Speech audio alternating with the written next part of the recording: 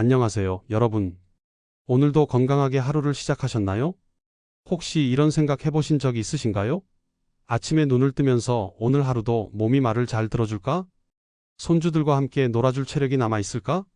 이 무릎으로 언제까지 계단을 오를 수 있을까? 혈압약, 당뇨약 언제까지 먹어야 하나? 저는 30년 넘게 가정의학과에서 환자분들을 만나온 이동민입니다. 그동안 수많은 어르신들과 함께하면서 한 가지 확실하게 깨달은 사실이 있어요. 나이가 들수록 작은 변화 하나가 때로는 인생을 완전히 바꿔놓을 수 있다는 건 말입니다. 지난 한 해 동안 제 진료실에서 벌어진 놀라운 일들을 여러분께 들려드릴게요. 78살의 김순자 할머니는 20년 넘게 복용하던 혈압약을 절반으로 줄이셨고, 무릎 관절염으로 고생하시던 83살의 박영수 할아버지는 이제 손주와 함께 등산을 다니십니다.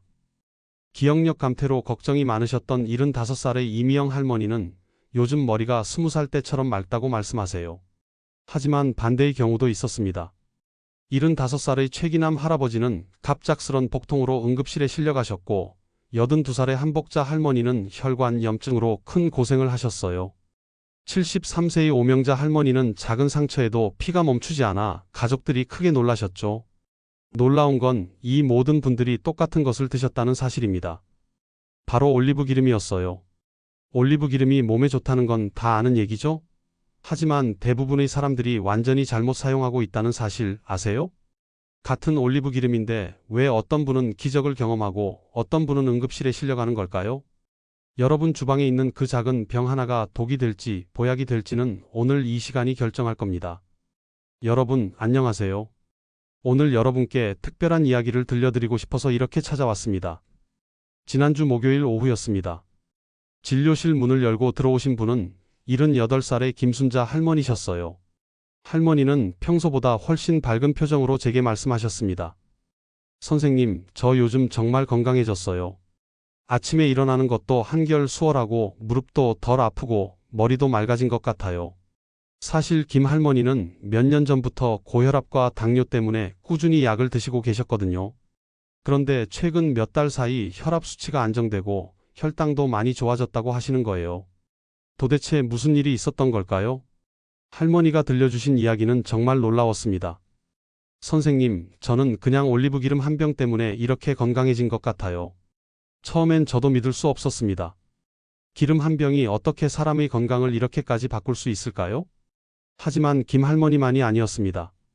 그 후로도 비슷한 경험을 하신 분들이 한 분, 두 분 제 진료실을 찾아오셨어요. 81살의 박영수 할아버지는 20년 넘게 복용하던 혈압약을 절반으로 줄였다고 하셨고, 75살의 이미영 할머니는 밤에 잠도 깊게 자고 기억력도 좋아진 것 같다고 말씀하셨습니다. 이런 일들이 계속 반복되자 저는 궁금해졌습니다. 정말 올리브 기름이 이런 변화를 가져올 수 있는 걸까요? 그래서 관련 연구들을 찾아보기 시작했습니다. 그리고 놀라운 사실을 발견했어요. 올리브 기름은 단순히 요리용 기름이 아니었습니다. 수천 년 전부터 지중해 지역 사람들이 액체 황금이라고 부르며 소중히 여겨온 건강의 보물이었던 거죠. 현대의학에서도 이를 뒷받침하는 연구 결과들이 계속 나오고 있어요. 하지만 여기서 중요한 건 이겁니다. 모든 올리브 기름이 다 좋은 건 아니라는 사실이에요. 그리고 아무리 좋은 올리브 기름이라도 잘못 사용하면 오히려 독이 될 수 있다는 점입니다. 실제로 제가 만난 환자 중에는 올리브 기름을 잘못 사용해서 문제가 생긴 분들도 계셨어요. 75살의 최기남 할아버지는 텔레비전에서 본 건강 정보를 따라 매일 아침 올리브 기름을 컵으로 마시다가 급성 장염으로 응급실에 실려가셨습니다. 82살의 한복자 할머니는 비싼 올리브 기름을 아까워하며 여러 번 재사용하다가 오히려 혈관 건강이 나빠지셨어요. 이런 일들을 겪으면서 저는 깨달았습니다. 올리브 기름은 분명 우리 건강에 도움이 되는 좋은 식품입니다. 하지만 제대로 알고 사용해야 한다는 점이 무엇보다 중요하다는 걸 말이에요. 오늘 여러분께 들려드릴 이야기는 바로 이것입니다. 어떻게 하면 올리브 기름을 올바르게 사용해서 건강을 지킬 수 있는지, 그리고 어떤 실수들을 피해야 하는지에 대한 이야기입니다. 혹시 여러분도 이런 생각을 해보신 적이 있으신가요? 오늘 밤도 숙면을 취할 수 있을까? 손주들의 성장하는 모습을 계속 건강하게 지켜볼 수 있을까? 이런 걱정들이 가끔 마음을 무겁게 하실 때가 있으실 겁니다. 저는 의사로서 여러분께 확신을 가지고 말씀드릴 수 있습니다. 작은 변화 하나가 때로는 큰 차이를 만들어낼 수 있다고 말이에요. 그 작은 변화가 바로 올리브 기름을 올바르게 사용하는 것일 수도 있습니다. 주방 한 켠에 놓인 올리브 기름 한 병이 여러분의 건강한 노후를 지켜주는 든든한 동반자가 될 수 있다면 그 방법을 배워보시는 건 어떨까요? 그렇다면 올리브 기름이 정말 우리 몸에 어떤 도움을 주는 걸까요? 이 궁금증을 해결하기 위해 저는 오랜 시간 연구해 왔습니다. 올리브 기름의 역사를 따라가 보면 정말 놀라운 이야기들이 나옵니다. 이 기름은 무려 5,000년 전부터 지중해 지역에서 사용되어 왔어요. 고대 그리스 사람들은 올리브 기름을 신성한 것으로 여겼고, 로마 시대에는 황제들이 직접 올리브 나무를 심을 정도로 소중히 여겼답니다. 더 흥미로운 건 우리나라와의 인연입니다. 고구려 시대부터 실크로드를 통해 들어온 서역의 기름에 대한 기록이 남아 있어요. 조선시대 궁중의서에도 서역에서 온 기름은 몸을 윤택하게 하고 병을 낫게 한다는 기록이 있을 정도입니다. 하지만 역사적 기록보다 더 중요한 건 현대 과학이 밝혀낸 사실들입니다. 지난 20년간 전 세계에서 진행된 수많은 연구들이 올리브 기름의 건강 효과를 입증해 왔어요. 제가 가장 인상 깊게 본 연구는 지중해 지역 사람들의 장수 비결에 관한 것이었습니다. 이탈리아 남부와 그리스의 일부 지역에서는 100살이 넘는 분들이 유독 많이 살고 계시거든요. 연구진들이 이분들의 식습관을 조사해 보니 공통점이 하나 있었어요. 바로 매일같이 올리브 기름을 드시고 계신다는 점이었습니다. 그렇다면 올리브 기름이 우리 몸에 어떤 변화를 가져다 주는 걸까요? 먼저 혈관 건강부터 살펴보겠습니다. 올리브 기름에는 단일불포화지방산이라는 성분이 풍부하게 들어 있어요. 이 성분은 나쁜 콜레스테롤은 줄이고 좋은 콜레스테롤은 늘려주는 역할을 합니다. 제 환자 중 76살의 정명자 할머니 이야기를 들려드릴게요. 할머니는 콜레스테롤 수치 때문에 고민이 많으셨어요. 그런데 매일 아침 올리브 기름 한 숟갈씩 드시기 시작한 후 석 달 만에 수치가 현저히 개선되었답니다. 할머니는 약을 먹는 것보다 훨씬 자연스럽고 좋다고 말씀하셨어요. 다음으로 주목할 점은 염증을 줄여주는 효과입니다. 나이가 들면서 우리 몸 곳곳에 생기는 만성 염증은 여러 질병의 원인이 되죠. 관절염, 심장병, 치매까지도 염증과 관련이 있다고 알려져 있어요. 올리브 기름에는 폴리페놀이라는 천연 항염 성분이 들어 있습니다. 이 성분은 우리 몸의 염증 반응을 자연스럽게 조절해주는 역할을 해요. 마치 몸 안에서 작은 소방관들이 불을 끄는 것과 같다고 생각하시면 됩니다. 실제로 83살의 김철수 할아버지는 20년 넘게 무릎 관절염으로 고생하셨는데 올리브 기름을 꾸준히 드신 후 계단 오르내리기가 훨씬 수월해졌다고 하시더군요. 뇌 건강에 미치는 영향도 무시할 수 없습니다. 올리브 기름의 항산화 성분들은 뇌세포를 보호하고 인지 기능을 개선하는 데 도움을 줍니다. 기억력 감퇴나 치매를 예방하는 효과도 기대할 수 있어요. 79살의 박순희 할머니는 요즘 손주 이름도 자주 까먹고 약 먹는 시간도 헷갈린다고 걱정하셨어요. 그런데 올리브 기름을 규칙적으로 드시기 시작한 후 머리가 맑아진 것 같고 집중력도 좋아졌다고 말씀하시더군요. 혈당 조절에도 도움이 됩니다. 당뇨병이 있으신 분들에게는 특히 반가운 소식이죠.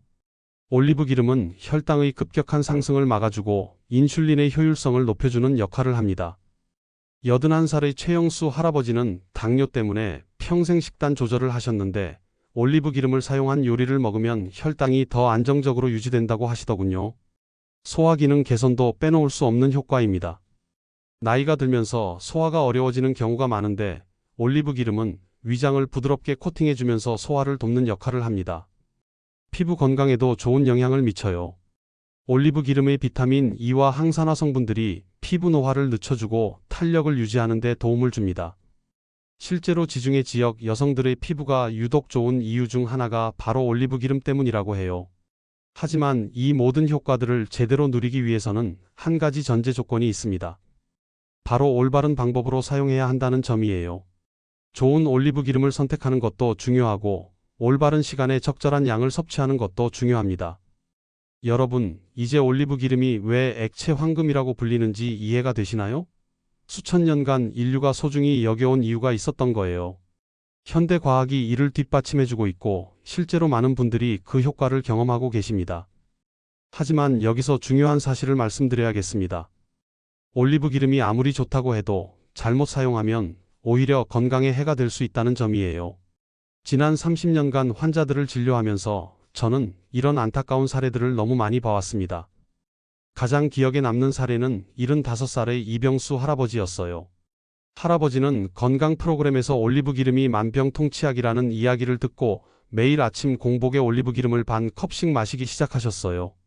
처음 한두 주는 괜찮으셨는데 한 달 후부터 심한 복통과 설사에 시달리시게 되었죠. 응급실로 실려온 할아버지를 진료하면서 저는 깨달았습니다. 좋은 것도 과하면 독이 된다는 옛말이 정말 맞다는 걸 말이에요.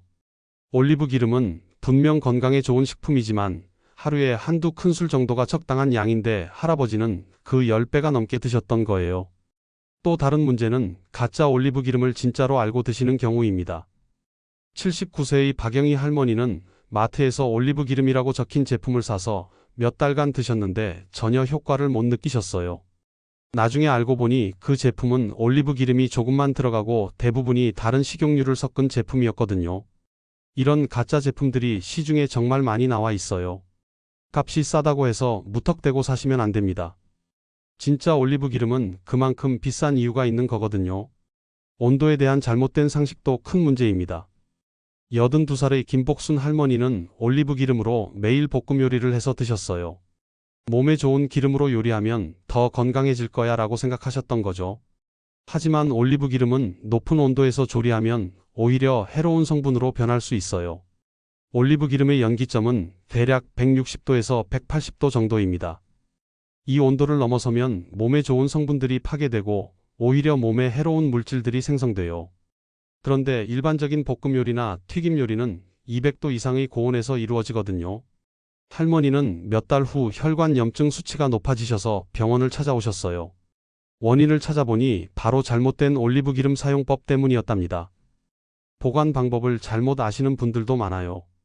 78살의 정수남 할아버지는 기름은 냉장고에 보관해야 상하지 않는다고 생각하셔서 올리브 기름을 냉장고에 넣어두셨어요. 그런데 올리브 기름은 차가운 곳에 두면 굳어버리고 다시 녹였다 굳혔다를 반복하면서 품질이 떨어져 버려요. 또한 직사광선이 드는 곳에 두시는 분들도 계세요. 빛과 열은 올리브 기름의 천적입니다. 서늘하고 어두운 곳에 보관해야 오래도록 좋은 상태를 유지할 수 있어요. 섭취 시간에 대한 오해도 있습니다. 84살의 한순자 할머니는 저녁에 많이 먹으면 밤새 몸에서 흡수가 잘 될 거야 라고 생각하셔서 저녁 식사 후에 올리브 기름을 드셨어요. 하지만 이는 소화 부담만 늘릴 뿐이에요. 올리브 기름은 아침 공복이나 식사 전에 드시는 게 가장 효과적입니다. 다른 약물과의 상호작용도 주의해야 해요. 혈액응고 억제제를 드시는 분들이 올리브 기름을 과다 섭취하면 출혈 위험이 높아질 수 있거든요. 73세의 오명자 할머니는 혈압약과 혈액순환 개선제를 드시면서 올리브 기름까지 많이 드셨다가 작은 상처에도 피가 오래 멈추지 않는 증상을 겪으셨어요. 담석이 있으신 분들도 조심하셔야 합니다. 올리브 기름이 담즙 분비를 촉진시키기 때문에 담석 발작을 유발할 수 있거든요. 76살의 최기철 할아버지가 바로 이런 경우셨어요. 또 하나 중요한 건 개인차입니다. 아무리 좋은 음식이라도 모든 사람에게 다 맞는 건 아니거든요. 위가 약하신 분들은 올리브 기름을 공복에 드시면 속이 쓰릴 수 있어요.